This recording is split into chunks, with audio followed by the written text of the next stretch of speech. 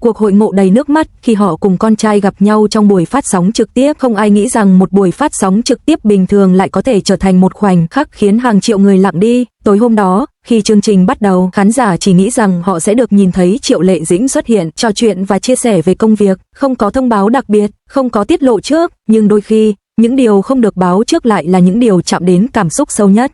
Khoảnh khắc bất ngờ trên sóng trực tiếp, buổi livestream diễn ra trong không gian khá đơn giản, ánh đèn dịu nhẹ, một chiếc bàn nhỏ, một micro, Triệu Lệ Dĩnh ngồi trước máy quay, gương mặt bình tĩnh, giọng nói nhẹ nhàng như thường lệ. Cô chia sẻ về công việc, về những dự án gần đây. Mọi thứ diễn ra bình thường, cho đến khi cánh cửa phía sau khẽ mở, sự xuất hiện không ai ngờ tới. Ban đầu, chỉ là một bóng người bước vào, máy quay không chuyển góc ngay lập tức, khán giả trong livestream bắt đầu nhận ra có điều gì đó khác lạ. Rồi hình ảnh trở nên rõ hơn, đó là Phùng Thiệu Phong, và bên cạnh anh là một cậu bé nhỏ. Khoảnh khắc cả không gian lặng lại trong vài giây ngắn ngủi, Triệu Lệ Dĩnh không nói gì. Ánh mắt cô dừng lại, không phải ánh nhìn bất ngờ hoàn toàn, cũng không phải là sự chuẩn bị sẵn, mà là một khoảnh khắc rất thật, một khoảnh khắc mà người ta không kịp giấu cảm xúc. Đứa trẻ bước về phía mẹ, cậu bé không chần chừ, ngay khi nhìn thấy mẹ, cậu chạy về phía trước, không quan tâm đến máy quay, không quan tâm đến hàng triệu người đang theo dõi, chỉ đơn giản là chạy về phía người mà cậu muốn gặp. Triệu Lệ Dĩnh hơi cúi xuống, cậu bé ôm lấy cô, một cái ôm khiến hàng triệu người lặng đi. Cái ôm ấy không dài, nhưng đủ để khiến không khí thay đổi. Trong khoảnh khắc đó không còn là buổi livestream, không còn là ánh đèn, không còn là khán giả, chỉ còn một người mẹ và một đứa trẻ. Ánh mắt của Phùng Thiệu Phong, trong khi đó, Phùng Thiệu Phong đứng phía sau, không tiến lên ngay, chỉ đứng đó, nhìn. Ánh mắt của anh không quá rõ ràng, nhưng cũng không hoàn toàn giấu được cảm xúc. Có những thứ không cần nói ra, chỉ cần nhìn là đủ hiểu. Khi cảm xúc không thể che giấu, Triệu Lệ Dĩnh cố gắng giữ bình tĩnh. Cô mỉm cười, nhưng ánh mắt lại hơi đỏ. Cô nhẹ nhàng xoa đầu con. Cậu bé nói điều gì đó rất nhỏ, không lọt rõ vào micro, nhưng khán giả có thể cảm nhận được đó là một câu nói rất riêng. Cộng đồng mạng phản ứng ngay lập tức. Chỉ trong vài phút, buổi livestream không còn là một chương trình bình thường nữa. Trên Weibo, các đoạn clip được cắt ra và chia sẻ liên tục. Từ khóa liên quan bắt đầu xuất hiện, không phải vì drama, mà vì cảm xúc. Chao Lia-hing luôn nỗ lực hết sức để bảo vệ sự riêng tư của con trai Xiang Xiang, chưa bao giờ công khai khuôn mặt của cậu bé. Cô đã nhiều lần cầu xin giới truyền thông không nên tập trung ống kính vào trẻ vị thành niên, và công ty quản lý của cô cũng nhiều lần kêu gọi bảo vệ không gian riêng tư của trẻ em. Tình yêu thương của người hâm mộ dành cho Xiang Xiang đầy thiện ý, nhưng sự bảo vệ thực sự không bao giờ là việc phơi bày một đứa trẻ trước công chúng. Hãy để Xiang Xiang có một tuổi thơ vô tư, tránh xa sự ồn ào và những ánh mắt soi mói của ngành giải trí, lớn lên một cách yên bình. Đừng để sự chú ý quá mức làm xáo trộn sự phát triển của một đứa trẻ. Không theo đuổi sự riêng tư và không phát tán những hình ảnh chưa được công bố là cách tốt nhất để chăm sóc cậu bé. Hãy biến những ý định tốt đẹp của chúng ta thành sự bảo vệ thầm lặng, cho Xiang Xiang tự do lớn lên và tập trung hơn vào công việc của Chao Lia-hing. Trong thế giới giải trí, khán giả thường nhìn thấy những hình ảnh hoàn hảo, những câu chuyện được xây dựng, những kịch bản được chuẩn bị, nhưng khoảnh khắc này thì khác, nó không hoàn hảo, nó không được chuẩn bị, và chính vì thế, nó trở nên thật. Một buổi livestream trở thành ký ức, có thể buổi phát sóng hôm đó sẽ trôi qua, có thể những tin tức khác sẽ xuất hiện, nhưng đối với nhiều người, khoảnh khắc ấy sẽ còn ở lại. Không phải vì nó gây sốc, mà vì nó khiến người ta nhớ đến những điều rất giản dị, gia đình, tình cảm và những cuộc gặp gỡ không báo trước. Câu nói của con trai trên sóng trực tiếp khiến cả hai không kìm được cảm xúc. Sau cái ôm bất ngờ, không gian trong buổi livestream dường như chậm lại. Máy quay vẫn ghi hình, ánh đèn vẫn sáng, hàng triệu người vẫn đang theo dõi, nhưng với Triệu Lệ Dĩnh, Phùng Thiệu Phong và cậu bé nhỏ, khoảnh khắc ấy như tách khỏi tất cả. Một câu nói rất nhỏ, cậu bé vẫn ôm lấy mẹ. Sau vài giây, cậu ngẩng đầu lên, giọng nói không lớn, nhưng đủ để micro thu lại một phần. Con nhớ mẹ, ba chữ đơn giản, không cầu kỳ, không được chuẩn bị, nhưng lại khiến cả không gian như lặng đi. Phản ứng của Triệu Lệ Dĩnh không trả lời ngay, cô khẽ siết tay ôm con chặt hơn, ánh mắt cô hơi run, nụ cười vẫn giữ trên môi, nhưng không còn hoàn toàn vững vàng. 1 giây, 2 giây, rồi cô nhẹ nhàng nói, mẹ cũng nhớ con. Giọng nói rất nhỏ, nhưng đủ để hàng triệu người cảm nhận được. Ánh mắt của Phùng Thiệu Phong đứng phía sau, Phùng Thiệu Phong không bước lại gần ngay.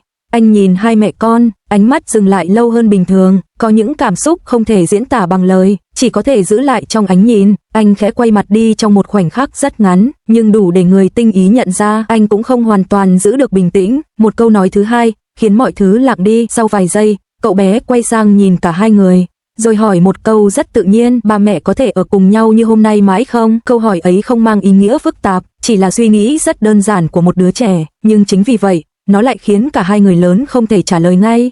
Triệu Lệ Dĩnh nhìn con, Phùng Thiệu Phong cũng nhìn cậu bé, không ai nói gì trong vài giây, và chính sự im lặng ấy lại nói lên rất nhiều điều. Cuối cùng, Triệu Lệ Dĩnh khẽ xoa đầu con, chỉ cần con vui, bà mẹ sẽ luôn cố gắng ở bên con, không phải một lời hứa hoàn hảo, nhưng là câu trả lời chân thật nhất có thể. Vì sao khoảnh khắc này khiến người xem xúc động? Bởi vì nó không được diễn, không được viết trước, không phải một phần của kịch bản, đó là một cảm xúc thật, một câu hỏi thật và một sự im lặng cũng rất thật. Phản ứng bùng nổ của fan trên Weibo, bình luận chi tiết, hot search ngay sau khi đoạn livestream này kết thúc, mạng xã hội gần như nổ tung. Trên Weibo, hàng loạt video cắt từ khoảnh khắc ấy được chia sẻ với tốc độ chóng mặt. Hot search leo top trong thời gian ngắn, chỉ trong vòng chưa đầy 1 giờ. Các từ khóa liên quan xuất hiện dày đặc. Triệu Lệ Dĩnh ôm con trên livestream, con trai nói nhớ mẹ. Khoảnh khắc Triệu Lệ Dĩnh Phùng Thiệu Phong cùng con, câu hỏi khiến cả hai im lặng. Những từ khóa này nhanh chóng leo lên top tìm kiếm, không cần scandal, không cần tranh cãi, chỉ cần một khoảnh khắc cảm xúc. Những bình luận khiến người đọc nghẹn lại. Phần bình luận dưới các video trở thành nơi nhiều người chia sẻ cảm xúc.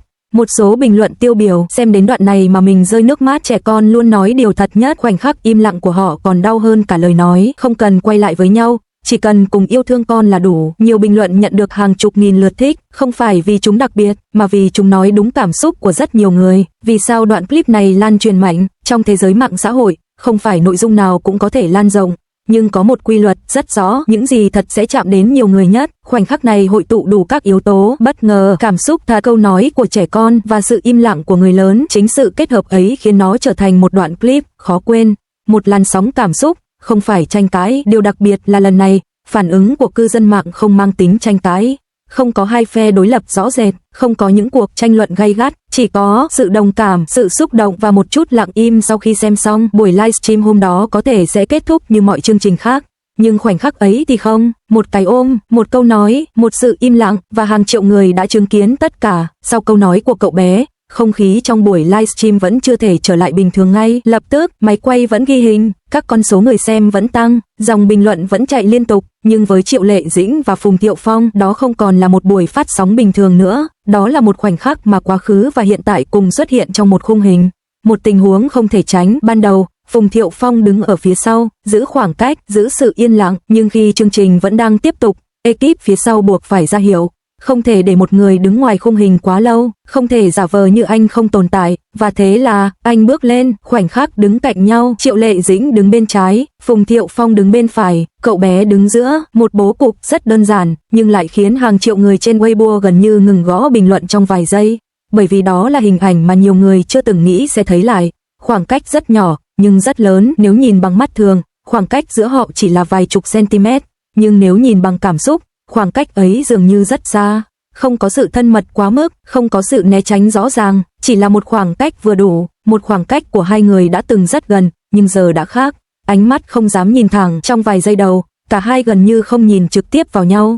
Triệu Lệ Dĩnh tập trung vào máy quay, Phùng Thiệu Phong nhìn xuống cậu bé, nhưng có một khoảnh khắc rất nhanh, khi ánh mắt họ chạm nhau, không kéo dài, không rõ ràng, nhưng đủ để khiến nhiều người xem lại đoạn video nhiều lần chỉ để tìm khoảnh khắc ấy. Sự gượng gạo nhẹ, nhưng chân thật. Người dẫn chương trình cố gắng giữ không khí nhẹ nhàng, đặt vài câu hỏi đơn giản, cả hai trả lời, không quá dài, không quá ngắn, giọng nói bình tĩnh, nhưng đôi khi, sự bình tĩnh ấy lại khiến người ta cảm nhận rõ hơn sự gượng gạo. Không phải kiểu gượng gạo khó chịu, mà là kiểu gượng gạo của hai người đang cố gắng giữ mọi thứ đủ ổn trước mặt con. Cậu bé cầu nối duy nhất trong suốt khoảng thời gian đó. Cậu bé chính là người duy nhất khiến không khí trở nên tự nhiên hơn. Cậu quay sang nói chuyện với mẹ, rồi lại kéo tay cha, cười. Chỉ những hành động rất nhỏ, nhưng đủ để phá vỡ sự im lặng giữa hai người lớn. Một khoảnh khắc rất đặc biệt. Có một lúc, người dẫn chương trình đề nghị chụp một bức ảnh lưu niệm ngay trên sóng. Cả ba người đứng gần nhau hơn, Triệu Lệ Dĩnh hơi nghiêng người về phía con, Phùng Thiệu Phong cũng bước gần lại, khoảng cách được thu hẹp. Trong vài giây, họ đứng rất gần nhau, gần như một gia đình hoàn chỉnh, một bức hình, và rất nhiều cảm xúc. Máy ảnh chụp, flash sáng lên, khoảnh khắc ấy được ghi lại, chỉ là một bức ảnh, nhưng đối với nhiều người, nó mang ý nghĩa nhiều hơn thế. Không phải là sự quay lại, không phải là một lời khẳng định, chỉ là một khoảnh khắc mà mọi thứ trông giống như trước đây. Vì sao cảnh này khiến người xem đứng hình? Bởi vì nó đặt ra một cảm giác rất là mọi thứ trông rất bình thường, nhưng lại không hoàn toàn như trước. Chính sự gần mà xa ấy khiến người xem không biết nên cảm thấy ấm áp hay tiếc nuối, và đôi khi là cả hai cùng lúc. Buổi livestream vẫn tiếp tục, cuộc trò chuyện vẫn diễn ra, nhưng đối với nhiều người, khoảnh khắc ba người đứng cạnh nhau trước máy quay đã trở thành phần đáng nhớ nhất.